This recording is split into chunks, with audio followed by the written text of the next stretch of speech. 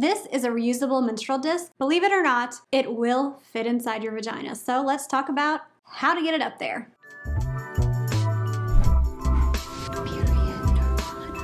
Hi and welcome to the Period Nirvana channel. My name is Kim Rosas and I'm a reusable period products expert. Today we're covering menstrual discs, which is one of my personal favorite topics. If you're new here and you are curious about reusable period products, make sure you subscribe.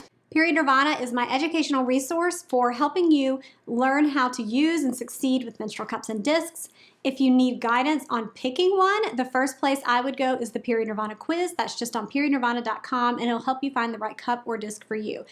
I just launched a brand new resource that I am super excited about. I've been building it for over 6 months. It's called thecupfinder.com and it's also just hosted on Period Nirvana. And this is a filterable database where you can stack filters and you can have the product of your dream, assuming it exists, show up. And you can filter by low cervix, high cervix, dye-free, by diameter, by length, and narrow it down to exactly the products that you think are gonna fit you best. So it's a really great tool for experienced menstrual cup and disc users, but you can use it lightly to get broad results or really narrow it down to get exactly what you think is gonna work for you. And when you've done all that research and you're ready to make a purchase, check out period.shop. That's my reusable period product store.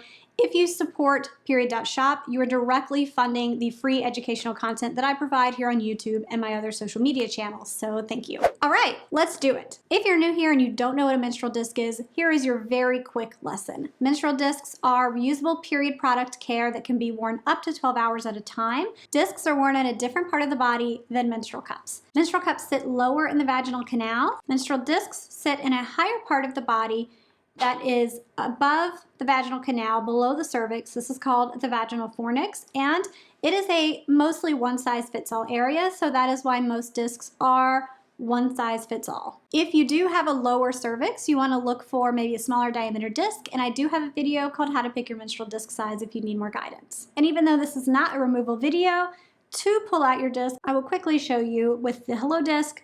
You can pull the loop, or if it's another brand, you can just pinch the rim, and then pull it out and dump the contents. Menstrual disc insertion. How do we get something this big inside of a tiny little hole? Menstrual discs are actually probably easier to insert for most people than menstrual cups because they're really, really simple. There are a lot of different menstrual disc brands now on the market, which is so exciting for me. Menstrual discs all fold the exact same way. You're going to take this round disc, you are going to squeeze it in half, and that's it.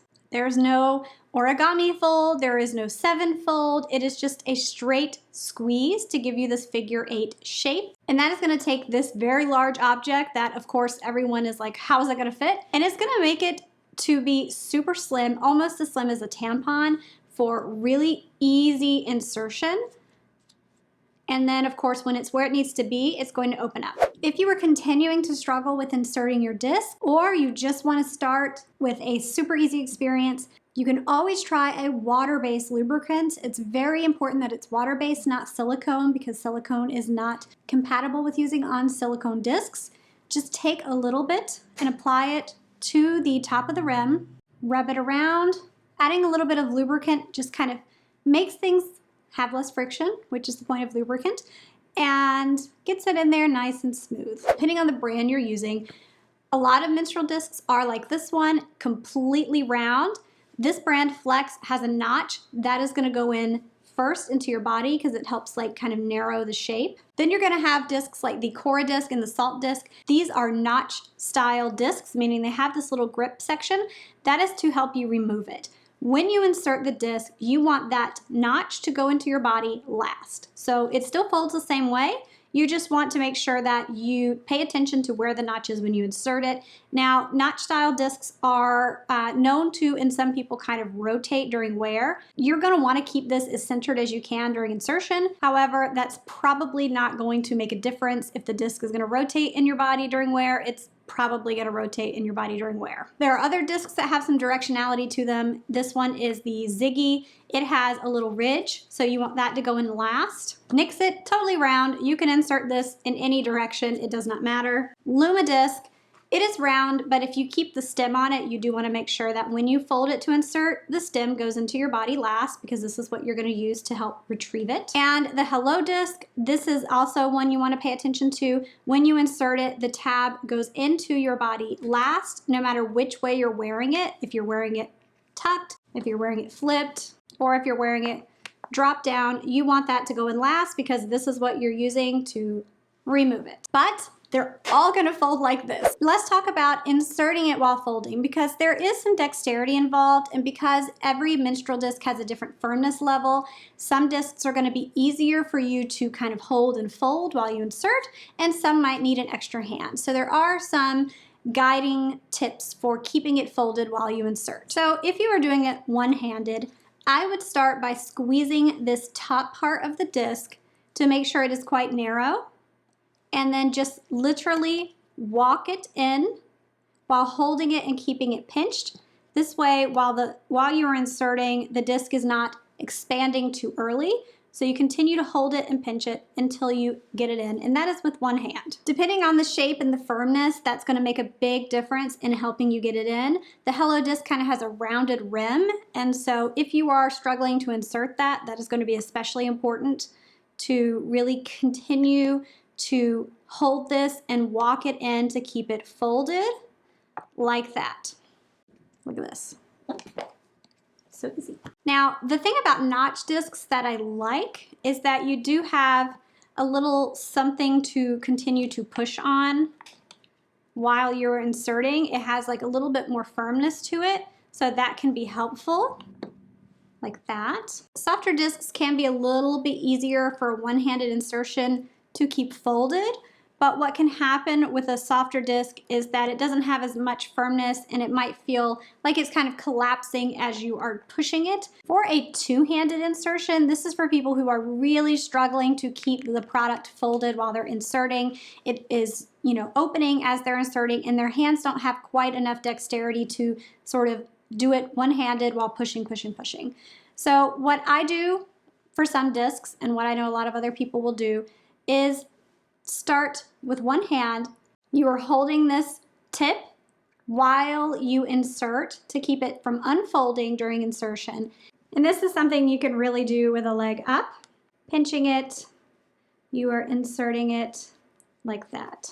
All right, so now let's talk about the angle. The angle of your insertion really, really matters for success, not only for comfort, but also to make sure it's not leaking and that it is tucking behind your cervix. If your disc does not tuck behind your cervix, it is going to leak. So back to this model, I like to put the model in a way that feels natural as you're inserting it, as if you were inserting it into your own body. I know a lot of demonstrations do this, which is completely unrelatable to how you as a person are gonna be inserting this product into your body. When you're inserting your disc, think about it not as inserting it straight, because our bodies are not straight. Our vaginas do not go 90 degrees up and down. They are at an angle. They point towards your tailbone. So just literally think, okay, where am I going? I'm not going up here. I want to point whatever I'm inserting, cup, disc, or tampon, I want to angle it towards my tailbone. So in this model, if I were putting this in myself, I would not go straight. I would angle it towards my butt, essentially, and push it back until I can't push it back anymore.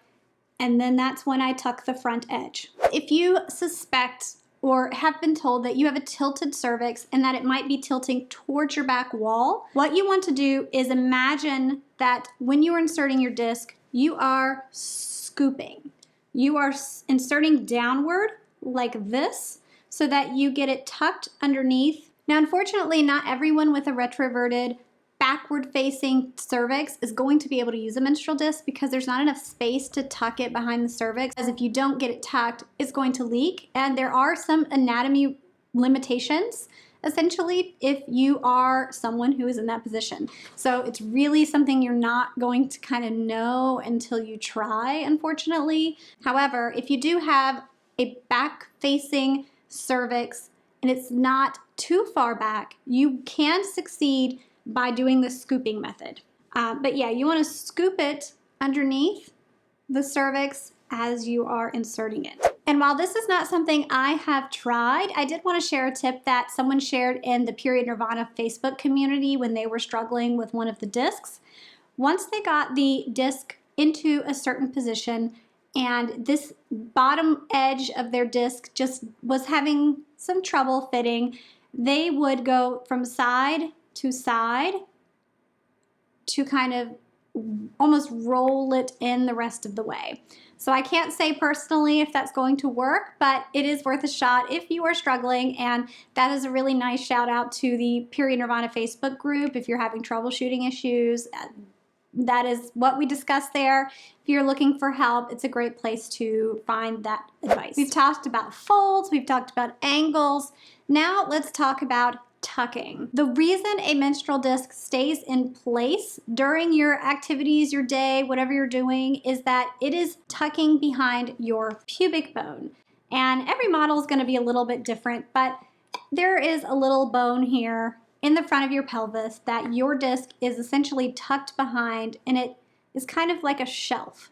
If you can get it notched into that little groove, your disc is very secure, with the exception of some things like sitting on the toilet and pushing, which triggers that auto dump motion that everyone is, very fascinated by. And this is the tip I want everyone watching to listen to. You tuck that disc as high as you can get it. Sometimes it feels a little scary, and this is exactly what happened to me my first time using a disc. I went to tuck my disc, and it just felt like, okay, well, that's as far as that should go, feeling like if I go any further, that's too far.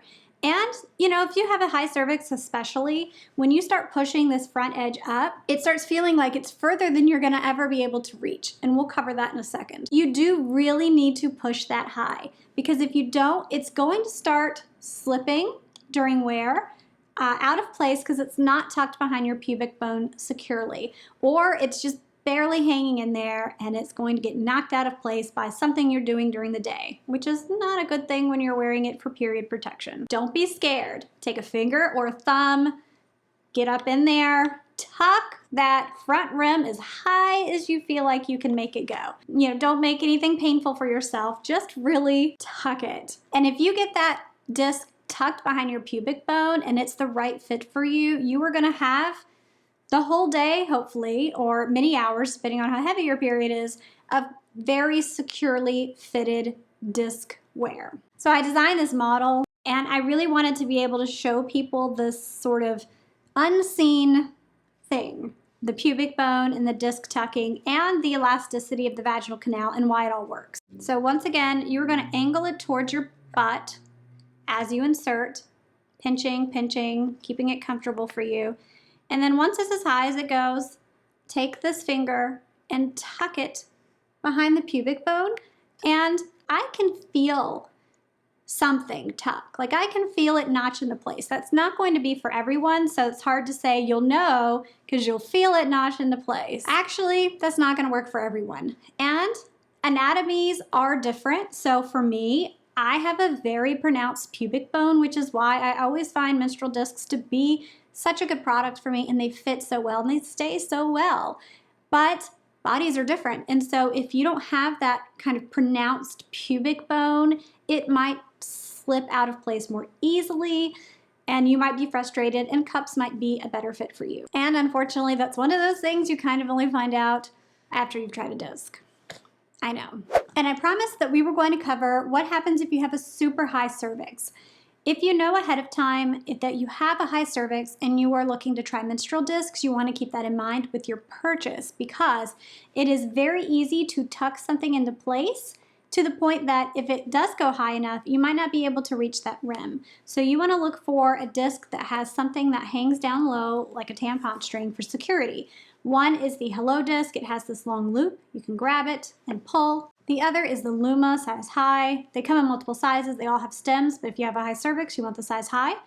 And it has a string. Now this string is quite thin, so if you are only relying on that and pulling on it a lot, you do want to check the integrity of the stem with continued wear, because if that's what you're relying on to get it out and it breaks, that's going to be a bad time. So I'm kind of voting for the Hello Disc simply because this is a super sturdy stem, and if you need that to remove it because it's really high, you want some strength and durability on the product you're using to tug on. Once your disc is inside, there are some signs that it might not be the right size for you.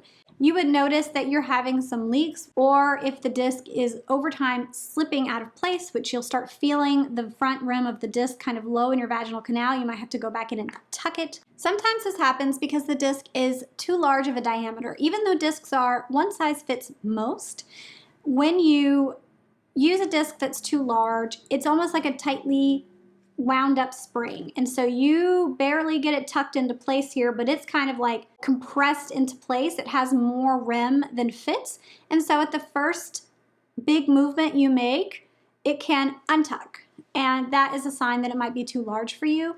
Or conversely, it coming out of place and it leaking could be a sign that it is too small for you and it is sort of slipping just because it has room to move and it's not going to securely stay in that space, the vaginal fornix, because it has, you know, movement. It can move around. There's space up there. And so the kind of the best way to figure that out is to look at what you're using. Is this a smaller diameter disc and you have kind of room above it to size up? Or is it a big disc? Is it 70 millimeters or is it 73 millimeters or is it, 69 millimeters? And you can kind of go down a little bit. And so that's, again, one of those like trial and error things, but then you can use the cupfinder.com and look for discs by their diameter exactly, which is a cool feature. Now you've done all of this research on how to properly insert the disc, and this video is probably longer than it needs to be because when it comes down to it, not even thinking about inserting your disc, just kind of folding it and pushing it is probably going to be the most successful way to insert your disc. But if you've had trouble and you're wondering why it's not inserting or why it's leaking, these angle tips, positioning tips, making sure you're tucking the front rim all the way, those are things that you want to start paying attention to until you figure out what might be happening that's causing an issue. I do hope that if you're thinking of switching to a menstrual disc that you check out Period.shop. We carry the best menstrual disc brands that are available. All the ones you've seen here are brands that we carry at the store. And they're all vetted, curated products. That's it for this video. Thanks for being here and watching. If you're new, make sure you subscribe. And you can find me on all the other different social media networks. I am at Period Nirvana. And we'll see you in the next video. Bye-bye. Insert it into your body. Jesus Christ. Ugh. Talked about my cat interrupting. Kitty, stop sitting on tissue paper. It's loud. Show up. So you part sense with lubricant.